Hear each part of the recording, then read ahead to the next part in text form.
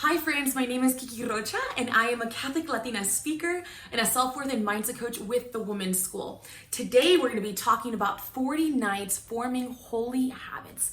What does that look like and why should we do it this Lent? Ready? Now, when we are talking about forming holy habits, we really are asking ourselves one question, and that is, how can I consistently choose the good in a way that sets me apart?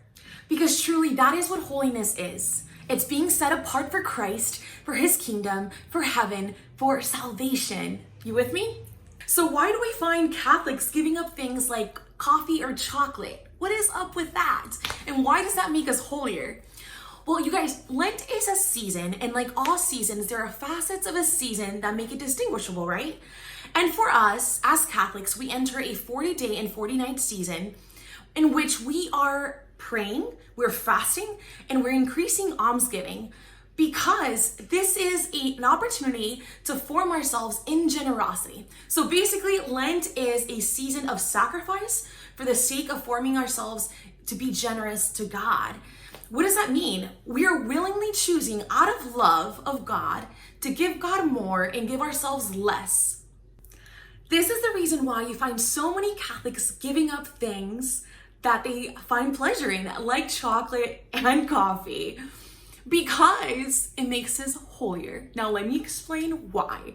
The word sacrifice, you can take it back to its Latin root, and it's actually sacrificium in Latin. You can break that down even further to sacra, which is sacred, and facere, which is to do the sacred.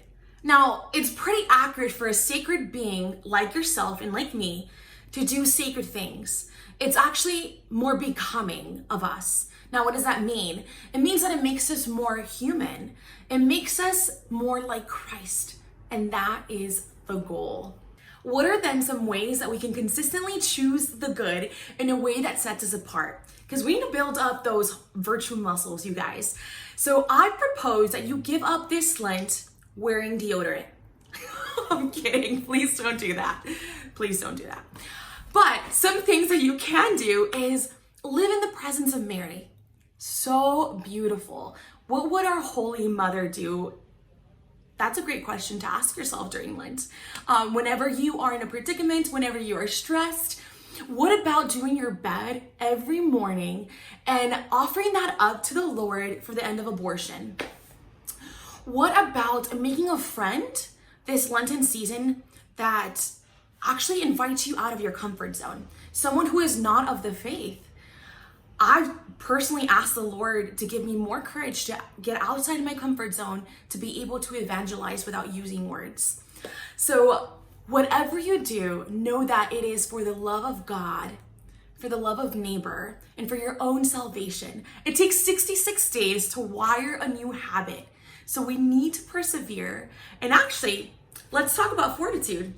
How can we grow in fortitude in this Lenten season when maybe in the past years you have started, stopped, or just started and stopped?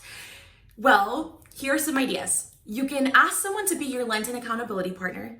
You can maybe then also journal your journey and see what your patterns are in terms of starting and stopping, so that way you can keep persevering. You can also grab a calendar, and for each single 40 days, you can write down someone's name or a cause or a special petition that you want to offer each day for, and that way you give your sacrifice meaning. In this Lent, your follow-through will be your ultimate self-denial, and it's going to be part of your formation to become a saint.